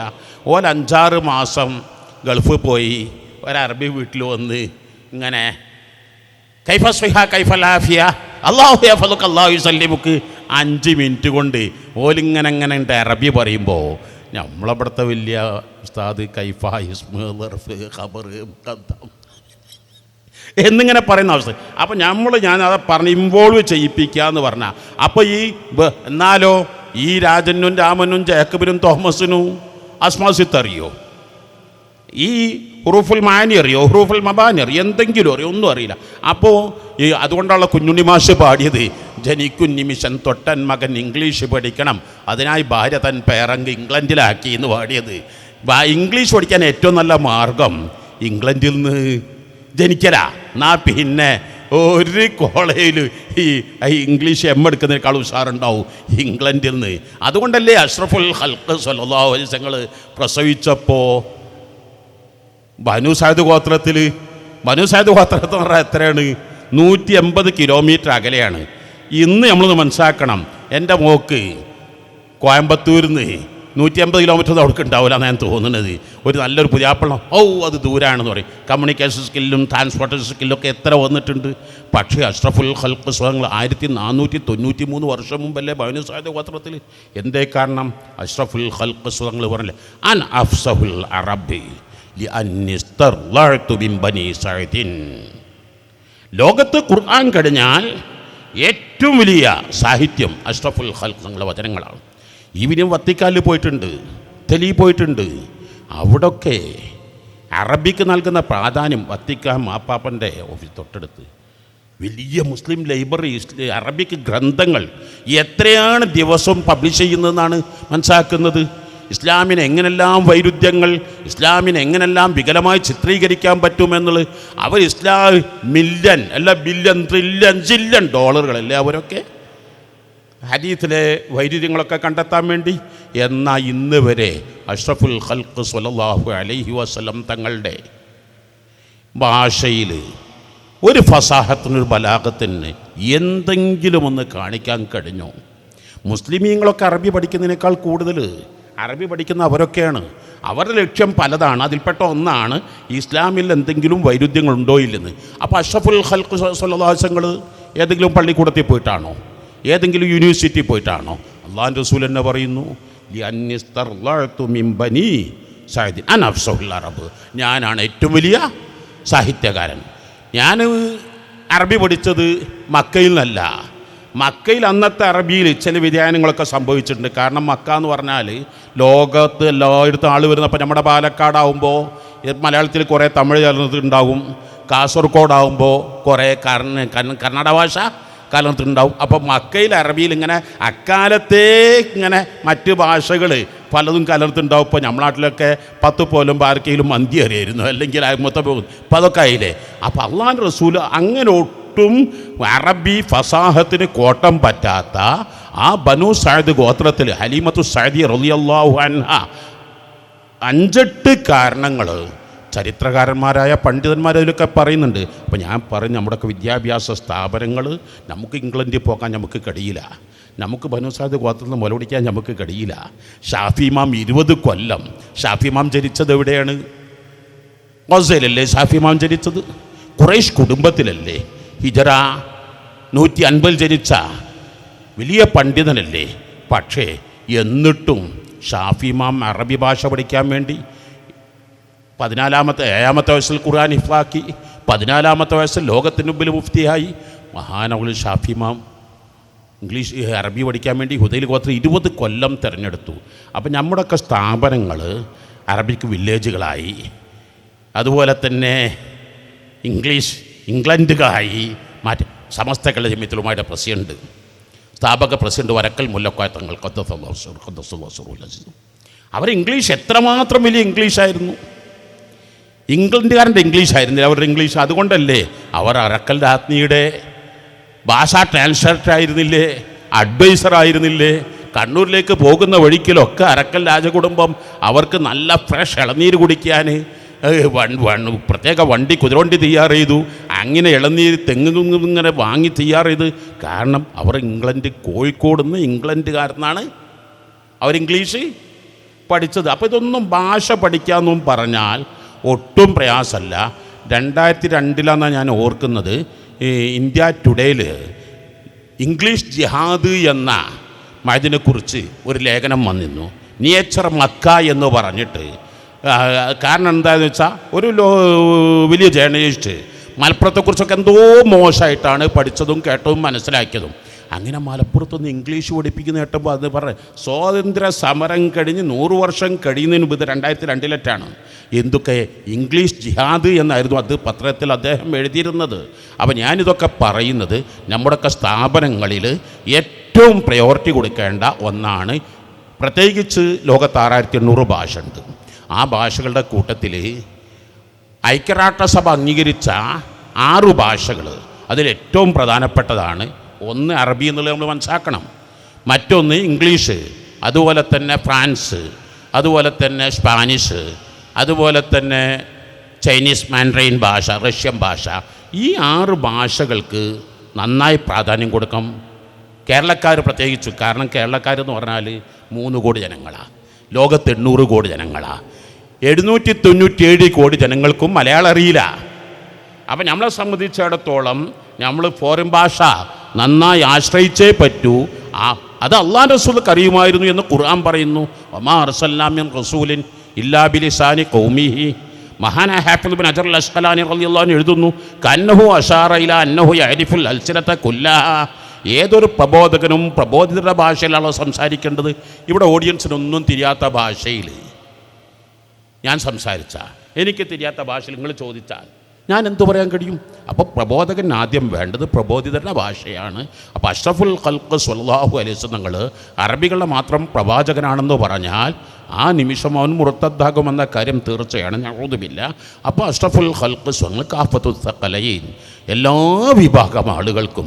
അതുകൊണ്ടാണ് മഹാനായ ഹാഫിദ് ഇബ്നു ഹജർ അൽ-അസ്ഖലാനി റളിയല്ലാഹു തആല തങ്ങൾ അഷ്റഫുൽ ഖൽഖ് സ്വല്ലല്ലാഹു അലൈഹി വസല്ലം എല്ലാ ഭാഷയും അറിയുമായിരുന്നു എന്നത് വീണ്ടും അവിടുന്ന് പഠിപ്പിച്ചു. മൻ തഅല്ലമ ലുഗത ഖൗമിൻ അമിന മക്റഹും.